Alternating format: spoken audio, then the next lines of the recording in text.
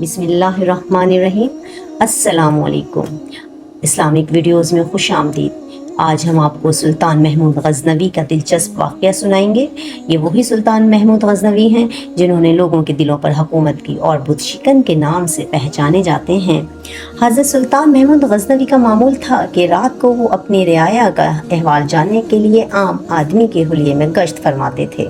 ایک رات معمول کے مطابق وہ گشت کر رہے تھے کہ ان کی نظر 5 اشخاص پر پڑی جو سر جوڑے گفتگو میں محو تھے، گویا کسی کام کے لیے منصوبہ بنا رہے ہوں۔ جب آپ ان کے پاس پہنچے تو انہوں نے بادشاہ سے پوچھا کہ تم کون ہو؟ بادشاہ نے اطمینان سے جواب دیا، میں تم ہی میں سے ہوں۔ مطمئن ہونے کے بعد انہوں نے بادشاہ کو اپنے ساتھ ملا لیا اور باتیں شروع ہوئیں۔ یہ پایا کہ سب سے پہلے ہر شخص یہ بتلائے کہ وہ کس کام میں ماہر ہے۔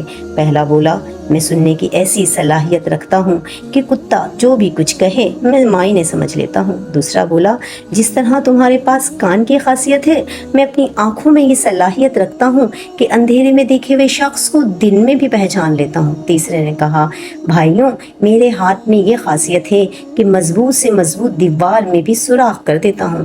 چوتھا چور بولا، میں مٹی سونگھ کر بتا سکتا ہوں کہ اس جگہ خزانہ دفن ہے کہ نہیں۔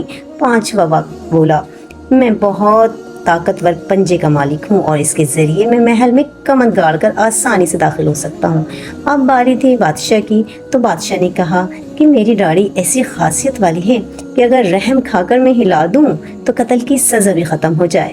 یہ بات سن کر سب مسکرائے اور بولو، چلو بھائی، سزا کا جو خطرہ تھا وہ بھی ختم ہوا، اب ہمیں اپنے پلان کو تکمیل تک پہنچانا چاہیے۔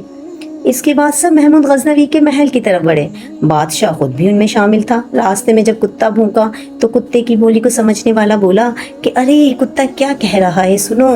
کتا کہتا ہے کہ ایک ساتھی ہمارا ان میں سے بادشاہ بھی ہے، لیکن باقی چوروں نے اس کی بات کو نظر انداز کر دیا۔ اب دوسرے کی باری تھی، مٹی سونگھی اور بتایا کہ خزانہ یہی ہے، بس پھر کیا تھا۔ تیسرے نے کمند پھینکی، چوتھا محل میں نقب لگائی اور بڑے اطمینان سے خزانہ لوٹا گیا۔ اپنا اپنا حصہ لیا اور سب رخصت ہو گئے۔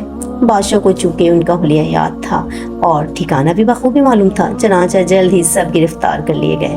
عدالت لگی، سب کو سزائے موت سنا دی گئی۔ سب کے سب خوف سے کانپ رہے تھے، لیکن وہ چور جو کہ اندھیری رات میں بھی دیکھ لیتا تھا وہ بڑا پرسکون دکھائی دے رہا تھا۔ اس کے چہرے پر کبھی امید کی لالی تو کبھی مایوسی سے زردی چھلک رہی تھی۔ سولی پر چڑھانے کا حکم جب صادر ہوا تو چور ہمت کر کے بولا، حضور والا، اگر اجازت ہو تو کچھ عرض کر سکتا ہوں۔ اجازت ملتے ہی تڑپ کر بولا، حضور علی وقار، میں آپ کو پہچان چکا ہوں۔ آپ وہی ہیں جس نے فرمایا تھا اگر میری داڑھی ہل جائے تو مجرم خلاصی پا جائے۔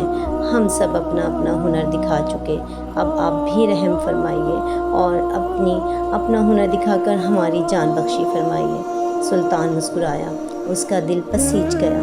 وہ مسکرا کر بولا، تمہارے ہنروں نے تمہیں عذاب میں پہنچا دیا، لیکن تیری نظر کا کمال یہ ہے کہ تو نے ہمیں پہچان لیا۔ مجھے پہچاننے والے کی آنکھ سے لا جاتی ہے، اور بادشاہ نے سب کو رہا کر دیا۔